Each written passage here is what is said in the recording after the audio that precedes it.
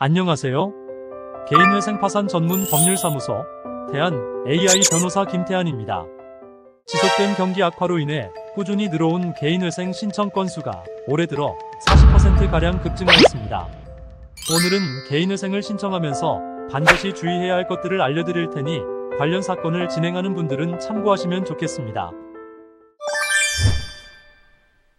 통상 법원이 요청하는 서류를 기한 내에 제출하고 채권자 집회 참여 등 기본적으로 지켜야 하는 내용을 잘 지키는 것이 중요한데요. 자칫 실수를 하면 개인회생이 어려워지거나 하더라도 빚을 탕감받지 못하는 상황이 생길 수 있으니 개인회생을 신청하기 전에 주의해야 하는 사항 3가지를 알려드리겠습니다.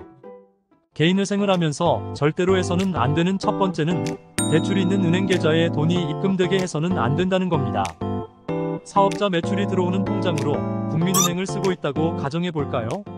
국민은행에 대출이 있을 때 통장에 사업자 매출이 입금되면 국민은행은 대출금과 매출금을 상계 처리한다고 통보하고 통장을 막아버릴 수 있습니다. 또는 월급이 국민은행 통장으로 들어와도 마찬가지인데요.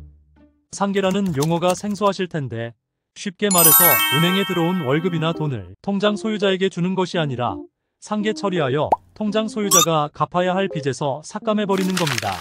개인회생을 신청하면 금지명령을 받기까지 빠르면 일주일에서 2-3주가 소요될 수 있다는 점에 유의하여 가능하다면 개인회생 신청 전에 채무관계가 없는 금융사를 선택하여 사업자 통장 또는 급여 통장을 변경하는 것이 좋습니다. 개인회생을 하면서 절대로 해서는 안 되는 두 번째는 채권자 누락입니다. 채무자회생법에서 채권자의 고의 누락을 개인회생 기각 사유로 명시해 놓은 만큼 채권자 누락은 중요한 사안입니다. 다만 실무적으로 보면 채권자의 고의 누락보다는 실수로 인한 누락인 경우가 더 많습니다. 개인회생 사건에 있어서 채권자 누락은 큰 문제가 되는데요. 개인회생을 신청할 때 신청인이 채권자와 금액을 법원에 신고하게 되는데 누락된 채권자 및 금액의 경우 개인회생의 효과가 적용되지 않기 때문에 추후 개인회생 절차가 진행되더라도 누락된 부분은 전액 변제해야 하는 불상사가 발생할 수 있습니다. 따라서 개인회생 신청 전 철저한 채무조사를 통해서 오래된 채권들까지 누락 없이 개인회생 채권에 포함시킬 수 있도록 하는 것이 중요합니다. 특히 개인회생 인가 이후에는 채권자 목록 추가가 불가하므로 누락된 건이 있다면 인가 결정 이전에 포함시킬 수 있도록 주의하세요. 인가가 난 후에 누락된 채권을 포함시키기 위해서는 누락된 채권을 포함해서 다시 개인회생을 신청하거나 채권자와의 개별적인 협의가 필요하답니다. 개인회생을 하면서 절대로 해서는 안 되는 세 번째는 최근 대출의 무분별한 사용 또는 편파 변제입니다. 종종 개인회생을 진행하기 전에 한도가 남아있는 카드로 해외여행을 가거나 피부과 시술을 받거나 명품을 구매하는 등 사행행위를 하는 분들이 있습니다. 또 대출을 받아 가족이나 지인에게 진 빚을 편파적으로 변제해주는 경우도 잦은데요.